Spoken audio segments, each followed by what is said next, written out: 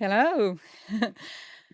We have been very inspired by all the talks, and we thought maybe, even though we are the last speech, last act, so-called, standing between you and the weekend, we'll do a short introduction first, and then go on with our presentation. Eliisa, maybe you want to start. Yeah, so I'm Eliisa, the service design business designer. And I'm Julia. I'm the lead visual designer. And I am Iris, product designer. Right. So, yes, as I said, we've been very inspired by the talks today and definitely looking at them later. We want to close you maybe with something hopefully thought-provoking and including some cases and concepts we've been working on. So, let's talk about design and data. Data is not the new oil. It's a portrait of people.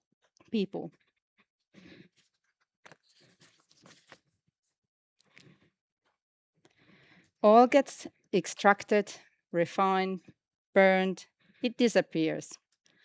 But data, it's different. Data is a living record of people, what we do, how we behave, maybe decisions and desires. Sometimes it's guiding us, sometimes it is the data. It powers the intelligence age and never runs out. It evolves, it remembers. A good example of this is, for example, Google Maps, guiding us where we want to go.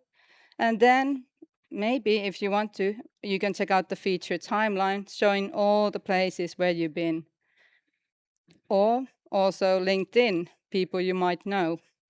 And I might see you, some of you at least, there later. So data is fundamentally about people. Sure, data can be collected about anything, material things as well as from the digital sphere, but it serves some human purpose always. We have been reading people through data for long, before AI, even before data was digital, and we have become pretty good at it. Around 2012, Target, which is an American department store, their data team built a pregnancy prediction model based purely on purchase history. It worked so well that a father once received baby product promotions addressed to his teenage daughter before she had told the family. So the algorithm knew first. No AI, just pattern recognition. And it was already enough to reveal one of the most private moments in a person's life. Like Julia mentioned, data is a portrait of people, their habits, their hopes, their vulnerabilities. And like any portrait, it can be handled with care or it can be exploited. As designers of products and services, we're not processing fuel, we are interpreting people. Data lives. Whoops. Huh. If we draw in portraits of people, the first question has to be, whose portrait are we drawing and who is missing? Dr. Joy Buolanvini from MIT, she found out that when she was building a system using face recognition, it couldn't see her. She was invisible until she was wearing a mask that was white. She named this coded gaze, meaning that it's a gaze presenting people who built it, the algorithm behind what she was using. As creators, I think we really need to pay attention to this. What kind of system or profile are we building? Is it realistic? What kind of masks maybe are created? we should aim to inclusive gaze, coding in all people, everyone related. And especially in public sector, its inclusion is a key to really portray the data correctly. And there's always, of course, space to improve, but with good guidance, it really helps to get forward. Yeah. So bias isn't just a technical problem, but it's an ethical one. And this is exactly where regulation comes to picture. So regulation maybe often gets framed as friction, something that slows us down. But if data is a portrait of people, then regulation is what ensures that portrait is handled with care. Regulation defines quality and makes trust scalable. So GDPR isn't bureaucracy, it's an agreement about who data belongs to. And without regulation, trust would have to be established company by company. But regulation also makes trust scalable. So this is legally safe. And this is something that is especially critical now in the age of AI, where people have no way to verify how the data was used or how the model works. So the EU AI Act makes invisible visible through risk-based classification. High-risk systems, such as those in healthcare, for example, must be transparent, documented, and overseen by human. But regulation can also be seen as a framework for design. It forces you to think about people's rights, data consistency, and transparency from the start, which, as it happens, is just good design. One case example of regulation as an enabler is NEMO, a solution we here at Siili are currently building. It's a national maritime single window. Today, every stakeholder in the ecosystem, ports, logistics, operators, authorities, they report mandatory data in different formats through different channels. And this results in errors, duplication, and delays. What the new EU regulation does, it harmonizes the data across all the member states. And the goal is less re-entry, fewer errors, and real-time data. And this hopefully transforms the whole ecosystem of maritime logistics to become more reliable, sustainable, and safer. But a regulation also drives adoption, since the whole ecosystem is then required to get on board at the same time. And also, standardized data doesn't just solve today's problems, but it will create a foundation on which value-added services can be built on later.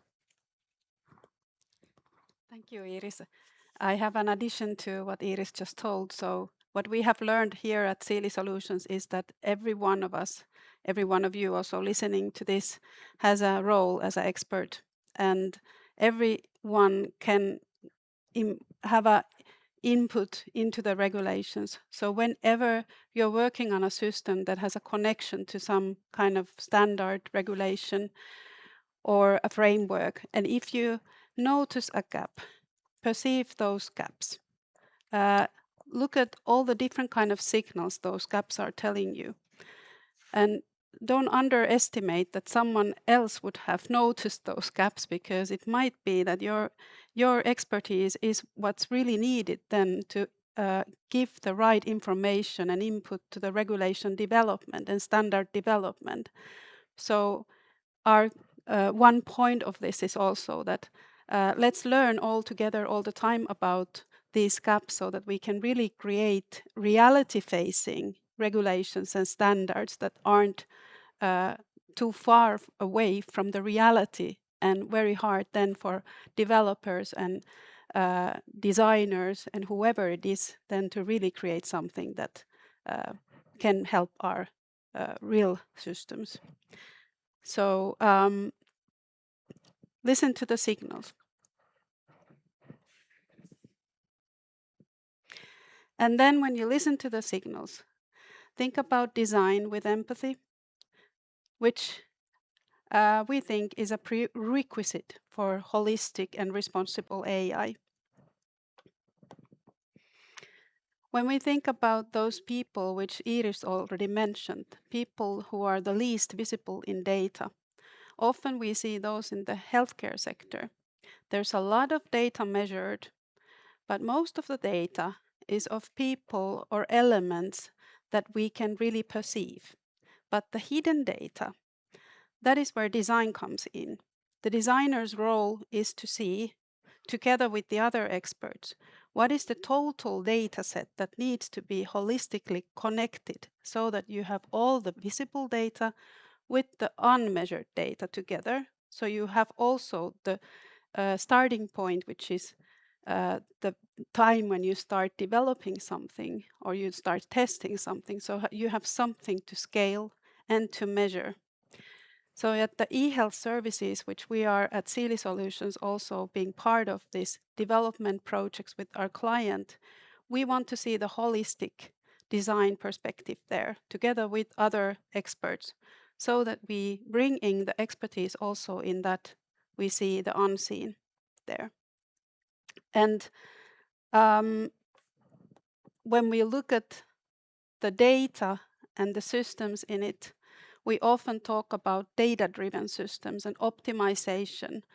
And we talk about empathy, but we don't see the connection of all these. So when we are optimizing, for example, a logistic process, there's different kind of parties involved. And all those parties have usually their own agenda. And that's called the human factor. The human factor is the one that usually is the one that also builds the system without understanding the incentives of each of those profiles or organizations, their needs. We build systems that don't really fit their needs and their real life reality, like we were talking before about the regulations. So we have been developing different kind of maritime solutions and logistic solutions, and often those have tens of different kind of stakeholders that you have to learn what they need. And when you are optimizing that, you can't just look at one single point in the process. So this is an example of a project called Virtual Port Arrival, where vessels approach the ports where there is this insane, based on old maritime contracts, way of doing that they speed and cause a lot of emissions by increasing the need of fuel. And all this causes these excess emissions, which can be by process transformation minimized so that you can come up to over 20% of CO2 emission savings, which is only in Finland equal to calculations of 45 million euros per year. So if this kind of transformation changes only by bringing in all the different parties and also understanding the different data and the data points, which in this picture, which is very detailed, you can see at the bottom. So the data connections with each phase and each profile has to be understood, as well as the incentives and especially the human factor there behind these decisions that take these steps to another one. And when we look at this process and all those doings and what were connected us as different kind of experts, whether we call it in design, for example, business design or systemic design or transformative design, usually a designer does all of those, but kind of the emphasis of each kind of doing changes according to the need. A lot of the projects that include systemic design change to transformative and strategic design because you need to have the skills of supporting people in change. So we live in systems, design defines how they behave, data is the flow, and technology with AI is the engine. And the question you ask shapes the system you build. So data, tech, and our choices together make the outcome. How do we know if we are moving towards the right direction, and are we actually creating an impact? If data is a portrait of people, then the question is, did we do anything meaningful? Did something actually get better for the people on the other side of the screen? To know if something changed, we must have a baseline, a point where people started, and a goal that's actually about the people, not about us. So on the left here, we can see the metrics that measure what we did, not what changed. These are easy to count and they feel productive, but actually, did behavior change? Did people gain access to something they couldn't reach before? Did trust increase or erode? And perhaps the hardest question, does it last? These questions, of course, are much harder to quantify and slower to answer, but then in the end, they are the ones that actually tell us whether the product we built served the people it was designed for. So measure change and impact, not delivery. The most powerful thing about a portrait is that it can really show you where you've been, but also where you want to go. And I think this is somewhat the part that gets me excited about the new technology, that we can really imagine as designers, as everybody, to see where we're going and what it could look like. A good example of this maybe is, for example, if you're looking for, maybe a new role, but also a flat or house, you might go to Etuovi or some other app. And you're not really looking at only at the listings of what's available. You're really painting a self-portrait of the life you want next. What's close to work, maybe close to school, where you want to live. Do you want to do dishes? All these things are there in the data.